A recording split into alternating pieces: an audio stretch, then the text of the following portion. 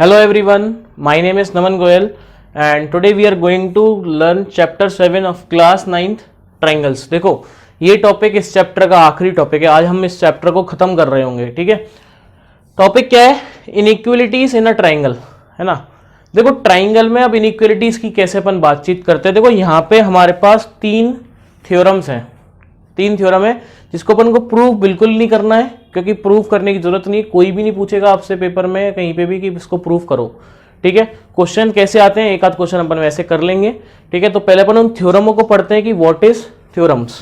ठीक है, थ्योरम 1 पहले मैं लिखा देता हूं आपको एक एक करके, फिर अपन उनको एक एक करके समझते भी जाएंगे। ठीक है, तो थ्योरम 1 है if two sides of a triangle, if two sides of a triangle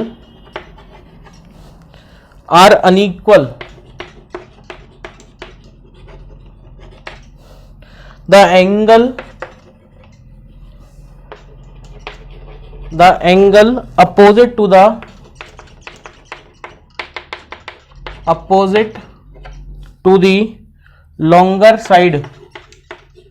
longer side is larger।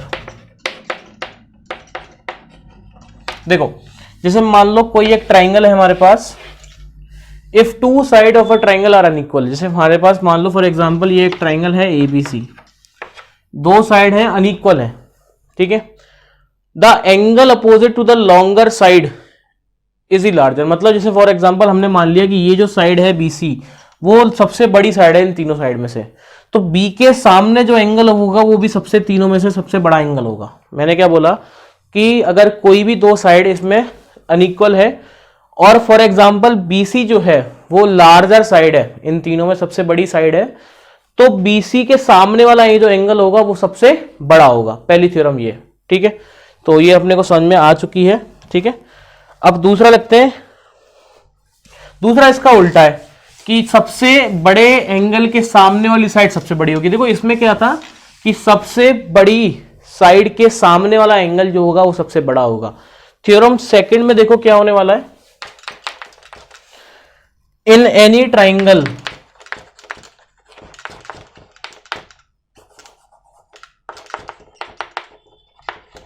Triangle the side opposite to the larger angle is larger, to the side opposite to the larger angle, to the larger angle is larger, है ना। इसमें क्या है कि भाई जो angle सबसे बड़ा है उसके सामने वाली साइड सबसे बड़ी होगी।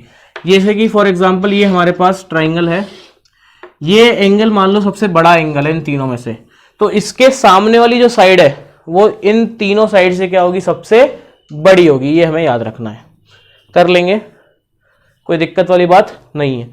ठीक है, अच्छा तीसरी जो थ्योरम है वो मैं आपको पहले भी बता चुका हूं, जब हमने स्टार्टिंग में बेसिक्स ऑफ ट्राइंगल्स के बारे में बात करी थी तो हमने इस थ्योरम के बारे में बात करी थी। क्या थ्योरम थी कि अगर कोई एक ट्राइंगल बन रहा है तो किसी भी ट्राइंगल में कोई सी भी दो साइड का सम हमेशा वो तीसरी साइड से क्या होता है, बड़ा होता है। ये मैंने आपको फर्स्ट लेक्चर में भी बताया था, तो इसको ही थ्योरम थर्ड का नाम दिया गया है। अच्छा इसमें लिखो, थ्योरम थर्ड में लिख लेते हैं एक बार स्टेटमेंट।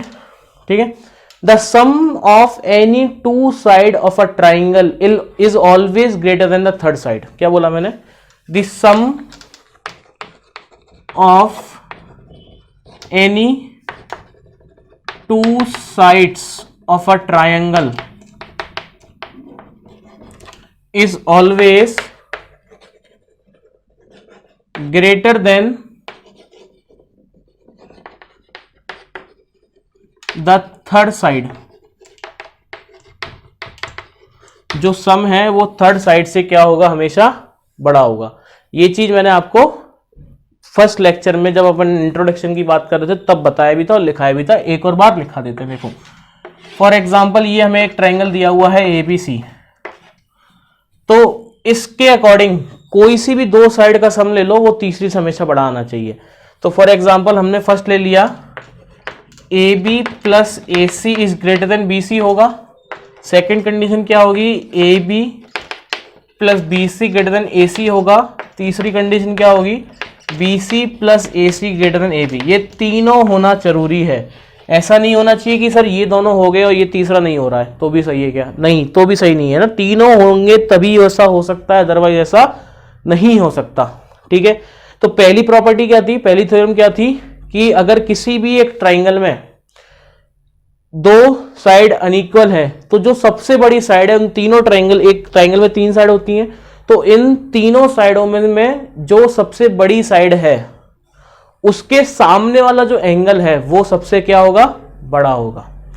दूसरा थ्योरम क्या है, इसका जस्ट उल्टा है। दूसरे थ्योरम में क्या हो रहा है, बेसिकली एक ट्राइंगल में जो एंगल सबसे बड़ा है उसके सामने वाला जो साइड है वो सबसे बड़ा होगा। क्या बोला मैंने, पहली थ्योरम क्या थी कि किसी भी ट्राइंगल में जो साइड सबसे बड़ी है उसके सामने वाला जो एंगल है वो सबसे बड़ा होगा।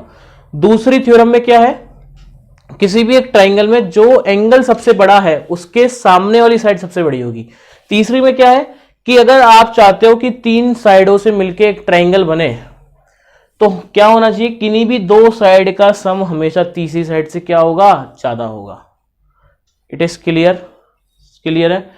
ये तीनों चीजें होनी चाहिए, ऐसा नहीं होना चाहिए कि दो हो गई एक नहीं हो रही है। ठीक है, अब एक क्वेश्चन लिख लेते हैं, ठीक है, जिससे कि अपने को और क्लियर हो जाएगा कि कैसे क्वेश्चन इसमें बन सकते हैं और उसको अपन कैसे कर सकते हैं, राइट। ठीक है, तो क्वेश्चन लिखें, D is a point on side BC of triangle ABC such that of triangle ABC such that AD is equals to AC। ठीक है, then prove that